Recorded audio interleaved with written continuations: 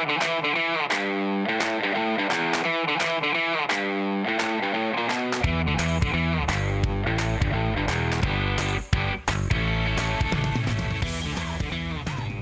back to another episode of The Political Life. Today we have one of our stars, a prior guest, Josh Gray. Josh has a new job. We first had Josh on the show February 2021, one of our more popular shows and popular guests. I can't believe it's been over, a year and a half or something. Josh has a new job, which was the excuse to have him back on, but it was really just an excuse. Josh is now, he was at the National Coalition on Black Civic Participation, and now he is at Ogilvy. And so we're going to hear all about that. Josh, welcome back. Thank you. I appreciate it. I was thinking to myself, when was the last time, we actually had this conversation? And I didn't realize it's a year. So yes, a year has flown by, as one would say, but really exciting. Thanks, Jim, for inviting me on the show again to kind of give, I guess, an update. Yes, an update on your high expectations, I guess. Yes. What? All right. So, tell us about your work at Ogilvy. Yeah, it was interesting. I have been a part of, in my last job at the coalition, somehow part of civil rights and network for almost 20 years, and in my role, I was just an intern when I first started, and that was something that was, I want to be an intern here at the coalition. When I was going into my junior year at Howard, and since then I've never directly worked for the coalition. I actually worked in civil rights. I've worked, at a union. I've worked in politics. And so I wanted to give it a try. And for 15 months, I did. It was a great experience. What I realized, though, is that you have to be passionate about the work. We were often, in the 15 months I was there, defeated by, though the Democrats had the majority, their inability to pass a policing bill, their inability to actually protect voting rights.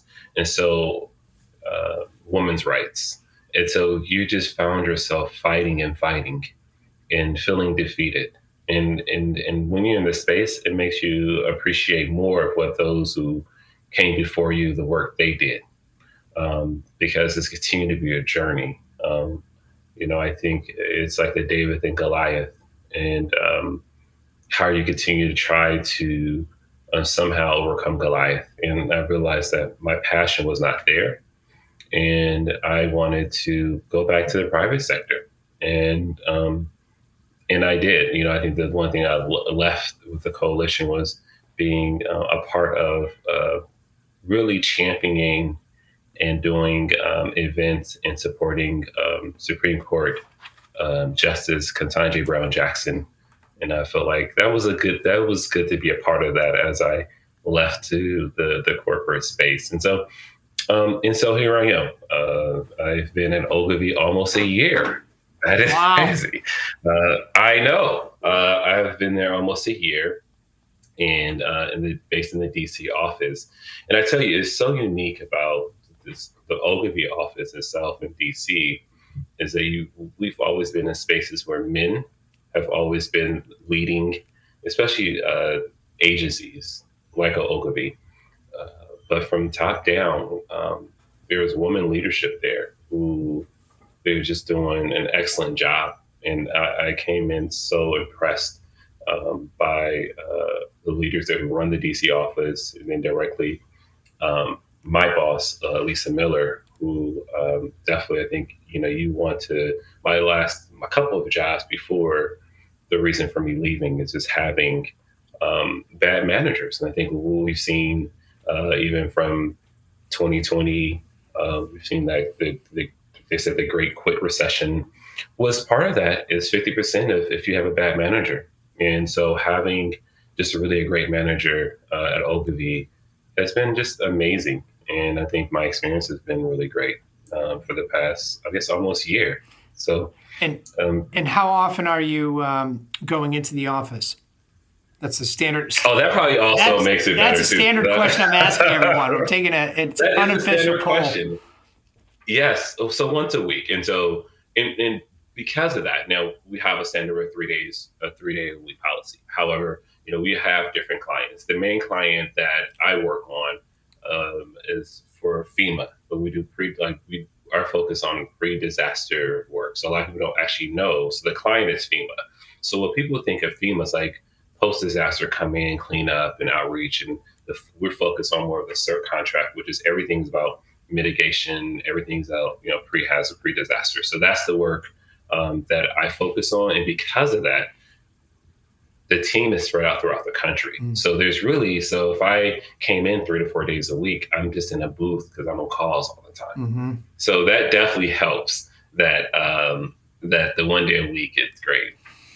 And how are you? And so now it's a lot. You're enjoying having a good manager and a good team. And do you have to, because a client like this, there's a lot going on around the country, do you have to do a lot of traveling or not much?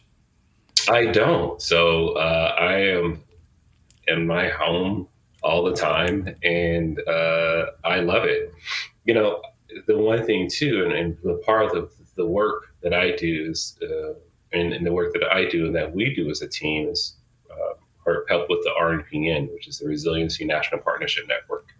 And so that consists of about 16 organizations across the country who are thought leaders, who are from the tribal community, who, they are, private sector, state and local government, who come together to talk about and to figure out ideas of how to become more resilient.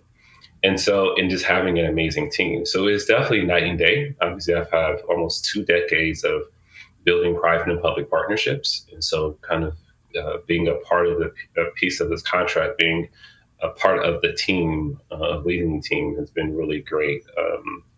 But then also has been able to, my previous roles, I've managed people, and, I've taken lesson learned, but then be able to really apply that in this way as well. So it's been really great to support my team, but then also being able to really implement all the leadership books I've read, and also through courses. So it's been great.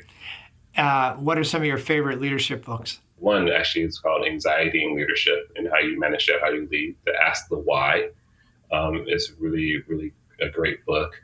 And then one is like, how do you motivate a team? And I think those are really, and I forgot the title of that. That has been really great for me and in my career so far.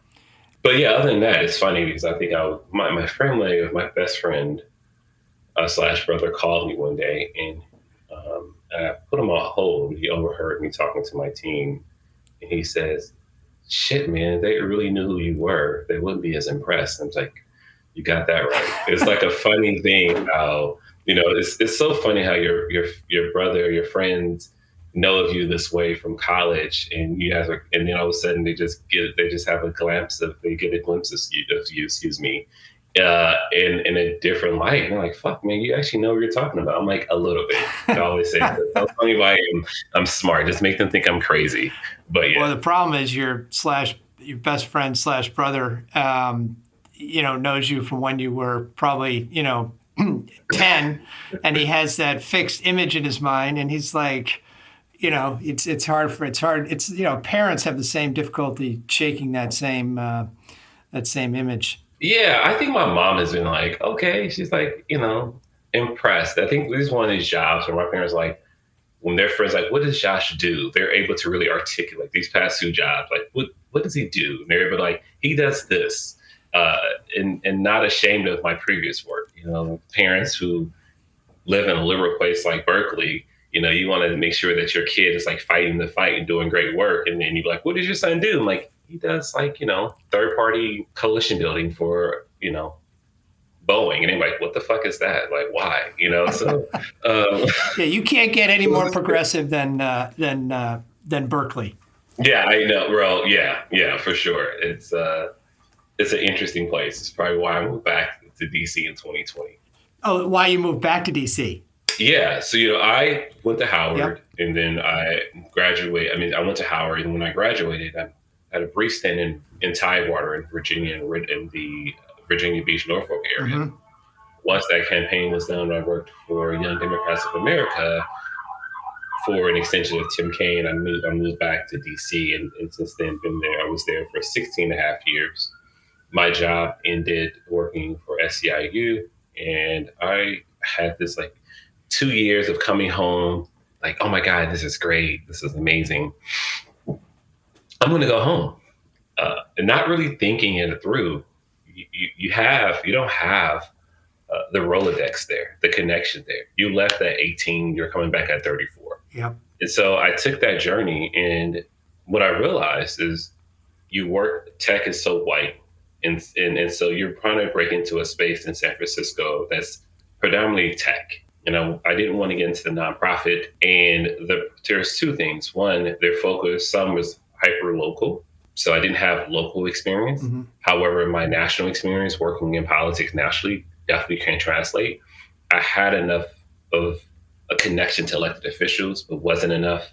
Or I would consult for a tech firm, even though 3 months prior I applied for this job. 3 months later, now I'm consulting for them. They're asking me to do the work, help someone else they hire instead of me. So you dealt the roadblocks of what you hear about, right? Being Black and trying to just get into tech and the challenges of that, right? And then the connectivity, how is this person connecting to you? We have in non-technical positions a color issue. Like, what would be that barrier initially? Is it connecting with the recruiter first to get past that first barrier? I've had probably 5,000 coffees, with either my parents' friends or with people I just met randomly, and the things were, hey, you're a little bit too confident. Why are you dressed up? You have to be so technical about what you did, like what I did. And where in DC, I've always described myself as a Swiss Army knife. I've done a little bit of everything. I've done lobbying. I've done policy. Um, I've done partnerships. I've raised money. Where you go back to California, in a place like San Francisco, you have to like, what is your thing? And I'm like, I'm really good at all these things, and here's like proofs of that. And so that was just realizing those challenges. I said, I'm going to move back home. And now you're back in DC. And now I'm back in DC. It feels good. It feels good. There's definitely within the 3.5 years I have been gone. It's definitely you can tell the changes. Yeah. But it's good to be back in a space where you're familiar. I think that time of 3.5 years being at home, I feel like I was just surviving. Uh-huh. Right. I have a therapist now, and she's amazing. And I was like, "What do you want to work on?" Right? This list. And I said, I feel like I'm just surviving my whole life. I feel like just, if you grow up, you're growing up in the way I did, in foster care. Your mom was a drug addict, and you moved over, and your grandmother became your foster care parent, and not feeling loved and having to just figure things out at an early age. I was just in survival mode. So my whole life, it's like in surviving mode. Oh, I gotta get this paycheck, get this. Let me get this job because I don't have a job. So then all of a sudden now you're not being intentional, right? About how or strategic about the jobs you're taking. Oh, I can't ask for help because for so long I didn't ask for help, right? How does surviving show up in your friendships? How does surviving show up within your relationships? In survival mode, because you're not thinking about long term, you think about right now. You're surviving, that means you lack of vulnerability, right? So then, what does lack of vulnerability look like? From having childhood trauma from a mother who you love, who you feel like the only person who loved you, a biological mother, to where her drug addiction prevented her from showing up consistently. So now you have attachment issues. You're not connected. You lack of vulnerability because I can't get connected to you because this may happen.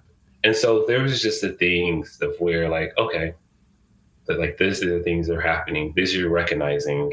Now, how are you putting some things into place? But also understanding therapy and your work is never overnight. So this has been like a journey in the past, even recently, to finding a really great therapist to really be a partner in my journey. We're reading a book called How We Heal. And it was so funny because when I first met with her for the first 15 minutes, she said, "Hey, I want to, real quick question. I had asked, hey, I just bought this book. Are you okay with me reading it? Or is this a great book?" She said, "Wait a minute." And then she pulled the same book out. And so we are reading the same book. And then my homework is journaling. But so a lot of that can show up from your personal life to your professional life. And so I've been recently in this journey, because I think in life we're always on a journey of healing if you're not stopped, but also understanding and not beating yourself up that it's not happening as quickly as you would like, because slow progress is always lasting progress. And so, Josh, I always find it's always so great to talk to you.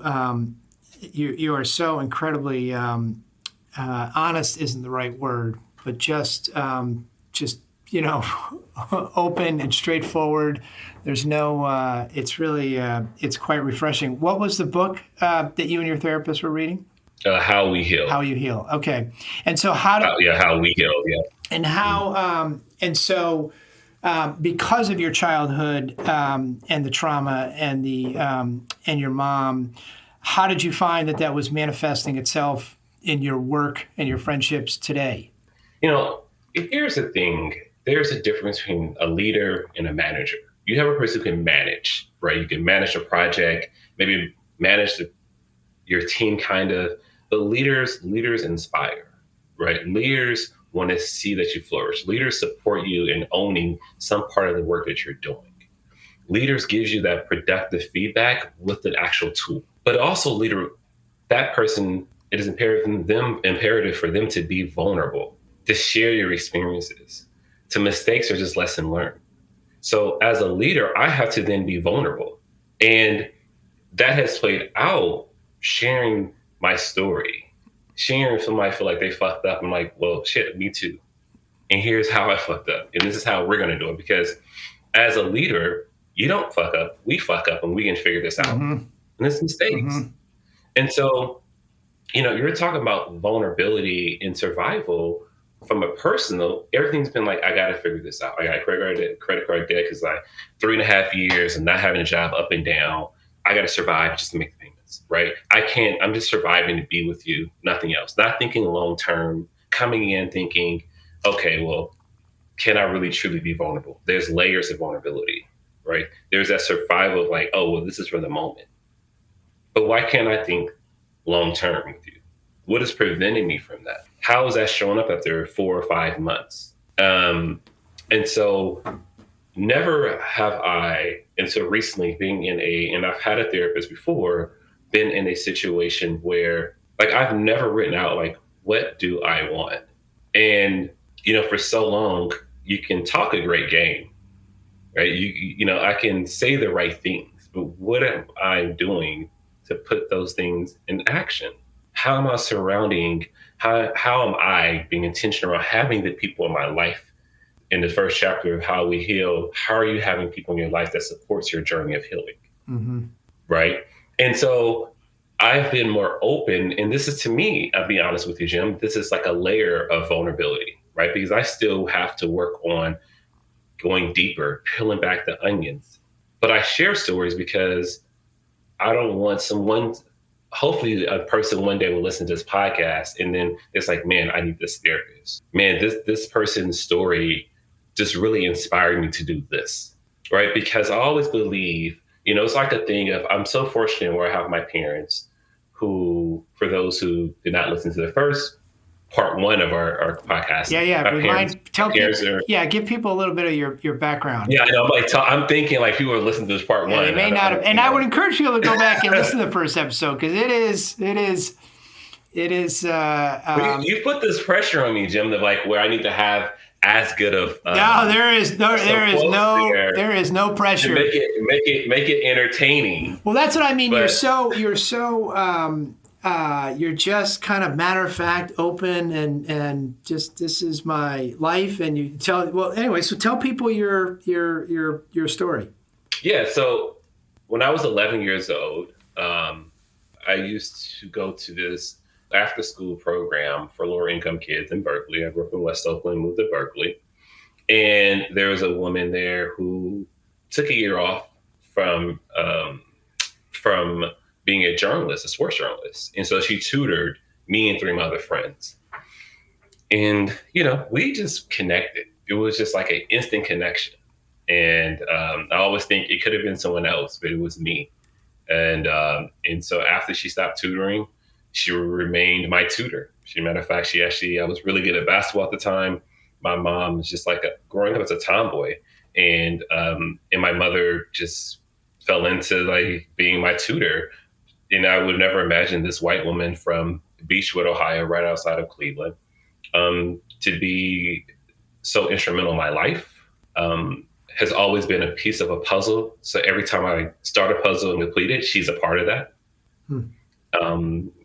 And then later on, building a relationship with her then boyfriend, then husband, who has been often say, my father has taught me, who is a white guy from New England. I often tell him, I said, people, I heard your dad. I said, my dad is really Jesus. My dad went to University of Massachusetts Amherst, two master's degrees, one in theological studies from Berkeley, and decided to be a carpenter. He is just the most amazing man. He's really built his house. Yeah, my dad's taught me how to cook. I mean, my dad has he's just, he is amazing. He's probably the reason why I love Mozart and Beethoven and symphony, like all those things. My father is just, he is a true Renaissance man. And for a person who lacked a mother and a father, and how they just really filled that void for me. But more importantly, my father in this way where he taught me what it is to be a man about 50 to 60%. But a white man can never teach a black boy how to be a man. My father has really set the foundation and principles that I often still look to. My dad is quiet until I make him martinis. And so he has been a father who often, he leads by example. And I am so fortunate where when I yearned for love, that I found love with my parents. I'm their only child. And so I'm very fortunate. You grow up as a kid who grew up with an older sister and a younger sister. I have three other sisters on my father's side. You grew up as a middle child. And I felt lost. Not saying that my grandmother did not love me, but it didn't show. It showed with my other two siblings. And so you go from a middle child to eventually start calling my mother when I was in 9th grade. And then 10th grade, start calling my dad. Because again, my dad's just like a quiet guy, it's like all the time it was my mother.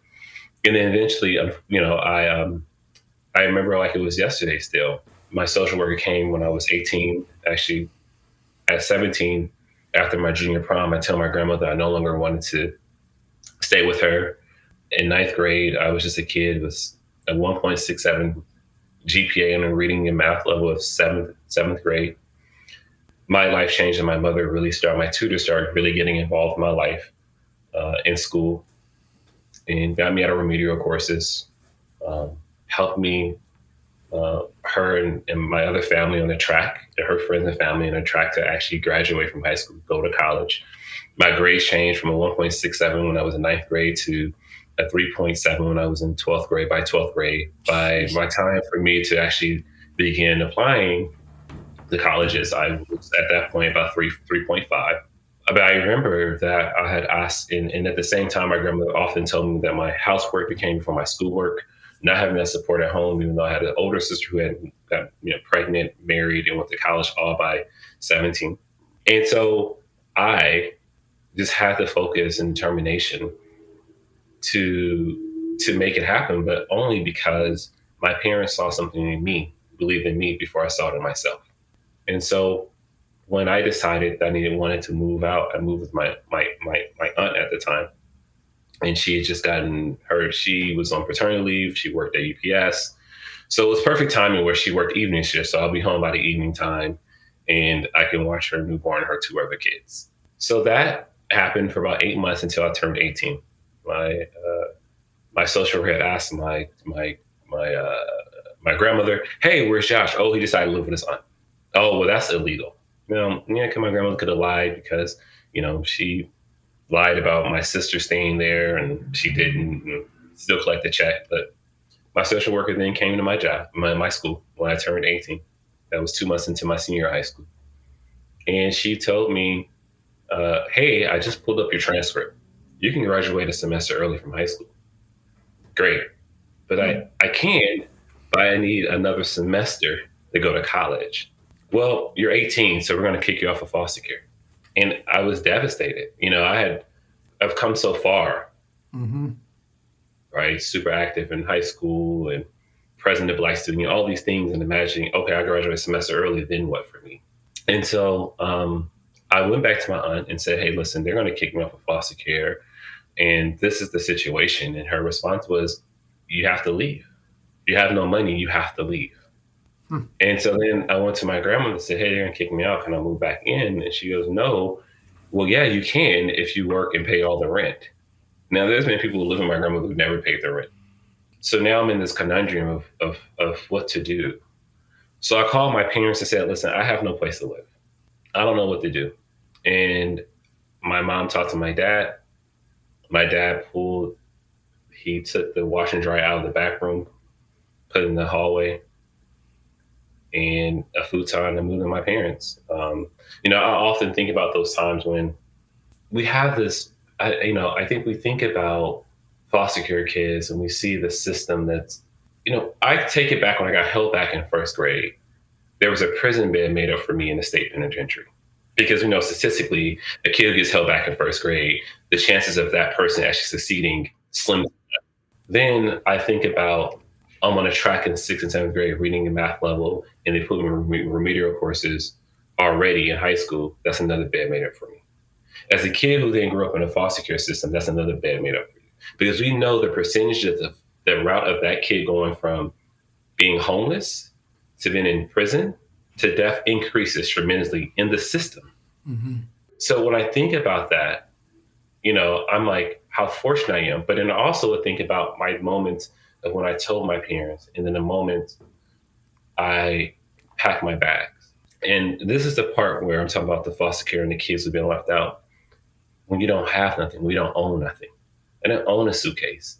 And so I laugh every time I take my garbage out, because that was the only thing I owned. That's how you carried your belongings in a bag. In my parents' house. Yeah. At this point, they're not your parents yet, right? They're not my parents. Now, right. I've called my mother by when I was in 9th grade. But just so people understand, when they agreed to take you in, they were not your parents yet. And so they not my parents didn't have money to pay for college. I paid for school myself, So nothing. And so why was your grandmother? So you had a sister that got pregnant and went on to college. My sister got pregnant, got married. I think that was her escape. Like that was her escape route to leaving the house. Yep. Escape route. I'm gone. Right. I'm 15 years old. 16 got pregnant. I'm done. And my grandmother approved her to get married. We grew up in Christian household. You got to be married before you're pregnant. Blah blah blah. Boom. Wow. And so that was her. Yeah. And then when you came back, why was your grandmother so tough on you, saying you got to work, you got to pay the rent? What there was? I don't know, because I paid. I stopped playing basketball in 9th grade. I was ineligible, and then I hurt my foot, and then I'm like, I have to start working. Mm-hmm. So I was doing 20 hours, almost 20 hours a week in high school, just working, because I had to start buying my own clothes and figuring things out. Even though my grandmother provided food, but it is. I tell the story for. Somehow a young person would hear this about how you feel lost and not loved. Mm-hmm. And how at days you feel like you want to give up. Mm-hmm. About how you feel like you have to do this by yourself in survival mode, that you have to get out of that mode and let people open up, let people come to you, ask for help. And I still struggle with that. Mm-hmm. Because you can't overcome trauma that's happened for you in those really important years of your life. To think now I'm okay at 41. And so every day you have to work on stepping out of survivor mode. Exactly. It's a continuing, right. It's not just one and done and now I can move on. It's every day trying to open up and not be on the defensive, not scanning for problems, not. And not being, and being aware of the most the most overused words, and being really intentional about how are you being vulnerable, about prioritizing yourself, about how are you showing up for people? How are you allowing people? I can always someone can always pour into my cup, but how am I allowing them, right? Like how am I pouring into their cup? Hmm. How am I being open to talk about my challenges? Well, your parents, and I've heard you talk about, they've been a tremendous influence on you. And I can still tell when we were talking before we started recording how close you are to them. I mean, Yeah. Yeah, my mother would love for me to call her every day, but my dad is like the real like low key dude. He's like, oh yeah, we talked, and my mom was like, what the fuck, man? You talked to him for 45 minutes. Like, mom, I talk to you 3 times a week. Dad's like once a month, Um, yeah. but I mean, uh, I am so fortunate, and we talk about workspaces. I think we talked about this before, press and record, um, around imposter syndrome as a Black person, or even in how you're shown up as in general, where we talk about your comfortability in a workspace that doesn't look like you. And, I have to check my privilege at the door, because I also know that I don't have those challenges in a white space, predominantly white space, in a white working space. I don't have this place where I'm trying to just like, you don't feel connected because there's no one who doesn't look like you. Because actually Ogilvy is great, but the majority of the people who work there are women. And so then they're Black women. Right? Which is like, okay, like, because I didn't, at 11 years old, there was no choice for me. I had to like get comfortable. So you dealt with imposter syndrome when you were 11. When So I was 11. so now Right. it's yeah. Oh, Right. that's There's no choice interesting. figuring Okay. it out. Right.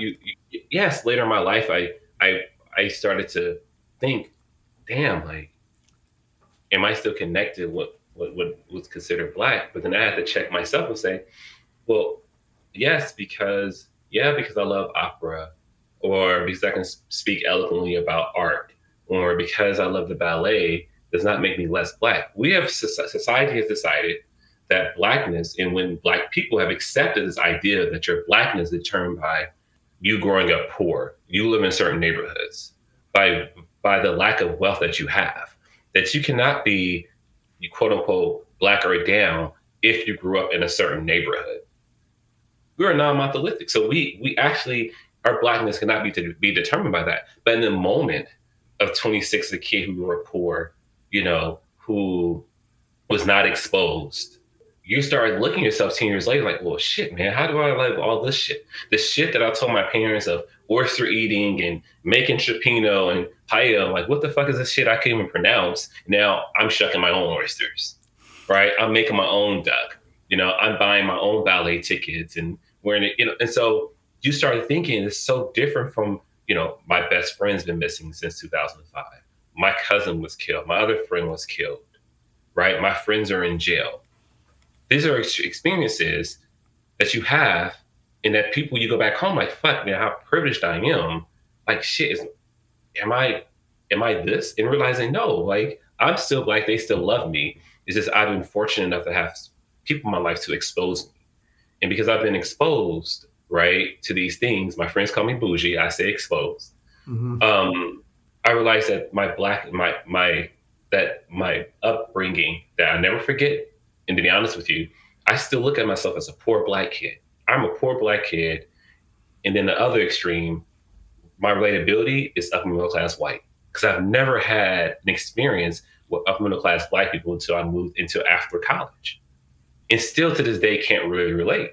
And so I keep that grounded within my friends who still love me, who did not have the opportunity, did not have a Jackie in her life, a Larry in their lives. Like, I see how fortunate I am, and how I try to bring that vulnerability, how I try to make sure that whatever is considered culture, that I'm able to share those with people who look like me, who have those struggles, right? It may not have the opportunity, but maybe some words of inspiration or some tools I can give them within their toolbox, which is really important. Well, it's incredible how and Jackie and Larry are your parents, obviously. Yeah. Yeah. Um, And you call them your parents, not your step parents, right? No, I always jokingly say, and I always say my mother's Jewish, and I was like, oh, I'm Jewish, but people's like, oh, your parents, and sometimes I was like, yeah, it's like, unfortunately, they're white, and then people just start looking at me like, wait, this is crazy. I was like, it's always good. I have some of the most inappropriate jokes that we say over the dinner table when you have white parents. Your mother's Jewish. It's really great. I tell you, it's amazing. But all my cousins for bar mitzvahs all have Howard t-shirts, so that's important.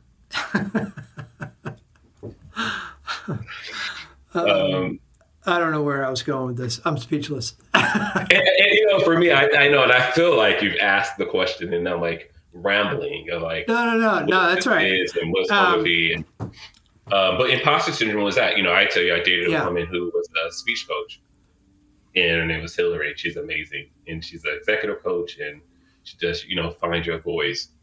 And I should say this though, where up until I met her, I hid my voice. I hid my voice because I used to have a higher pitched voice for a couple of reasons, I think, because how I learned how to speak was because of educated white people. So I spoke with a higher pitched voice to sound that way, to feel that way, right? And then realizing for her as his voice coach and executive coach would say, what are you doing? Like, you can't, and at the time I was helping a young man, his leadership role at a tech company, and saying, how do you show up as being your true self? But why am I not showing up being my true self? Why am I not accepting my voice? And so from that point on, I've just really kind of accepted my voice. How old were you when you worked with this executive coach, speech coach? Well, she wasn't. She was the woman I was dating. And I was like, yeah. And how old were you when this took place? I don't know, 33, 34. Okay. And prior to that, you were mimicking a voice that just wasn't your own, really. It was right. I think when it's like anything. Any manners you may pick up from someone who, a close friend or your parents. We pick up habits. I pick up habits from my parents, and so at age 11, or once I got older, to be able to really put sentences together, I mimicked the voices where I've learned how to speak properly. And so being able to own that. And so I think when you talk about imposter syndrome and being that's why I always share the stories of that. Even when we talk about just being so raw and truthful, I still to this day, I start with I. I rarely say we.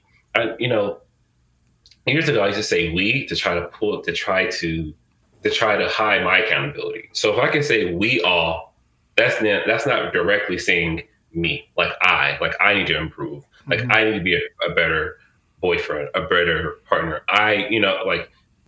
We all have done these things. No, I've done these things. That's the first step. It's like I, I realize we can't walk around like a shit don't stink. Like in how are we fixing it? So I start with me. I start with me first. I think that's really just the first step of figuring it out. I'm just on this continued journey of healing and figuring things out. I think that's what's important. And so if you're able to share that, then that's even better. Well, Josh, I think you're going to be sharing that on a larger and larger stage as you continue on your journey. And so we're already at 40 minutes, and I try to keep the show to 30 minutes. I feel like we just have a history. I think the last time. So a couple of things. One, all right, we have to do an episode with your mom, as we've talked about. Yes. And I'm happy to be part of it. Or you can guest host the show and have your mom on. And the fact that we're talking about what's that? It would be good to just you could be a part of it. That probably be more of entertaining. An hour of you talking about showing up, as you know, Jim. I've listened to a lot of your interviews, and I'm like, why do you want to keep interviewing me? Everyone else is so esteemed and worked for the Clinton administration, Obama. You have this kid who's done a little bit of everything and who curses all the time. So I want to keep your show so classy. My mother's probably shaking her head saying right now when she listens to this is my son.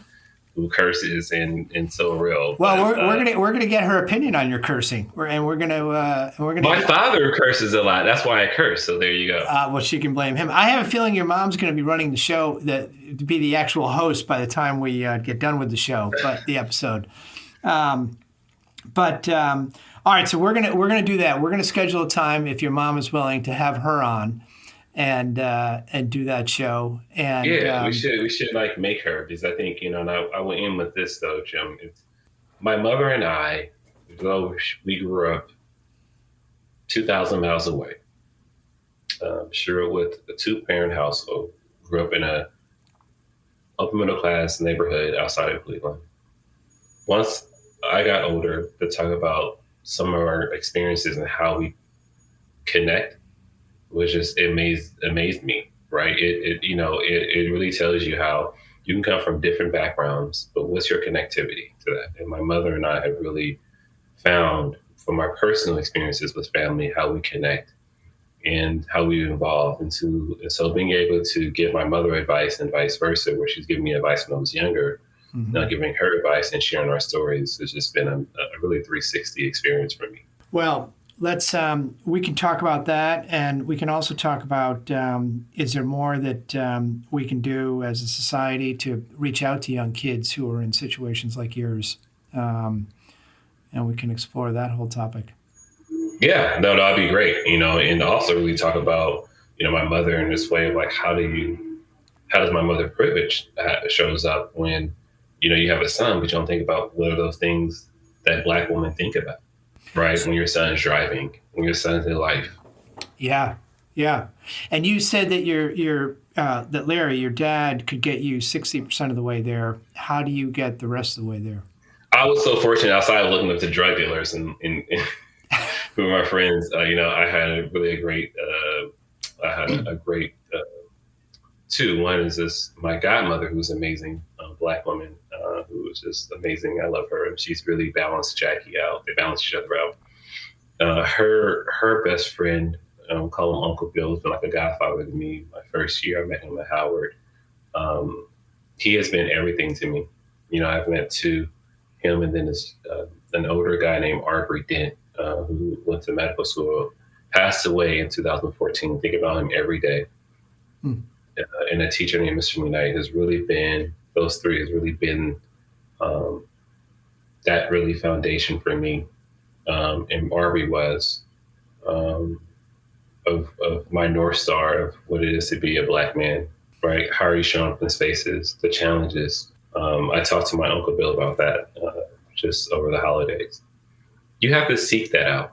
It doesn't just happen. You have to really seek that out. And that was I don't know what made me seek it out. I think it's still this urge of wanting to feel love, this urge of wanting to feel grow, the urge of having the right people in your life. All right. Well, we will explore that some more with your mom. Yeah. Yeah. Well, Josh, it's always great to have you on. And thank you. Sorry, we didn't talk about so much of Ogilvy, but that's all right. That's all right. And for our listeners out there, remember you can follow us on Facebook and Instagram and Twitter, and you can sign up for our email. It's politicallife.net. And Josh, this has been great, and we will be speaking again very soon. Thank you. I appreciate it. All right. See you now. Thanks. See you later.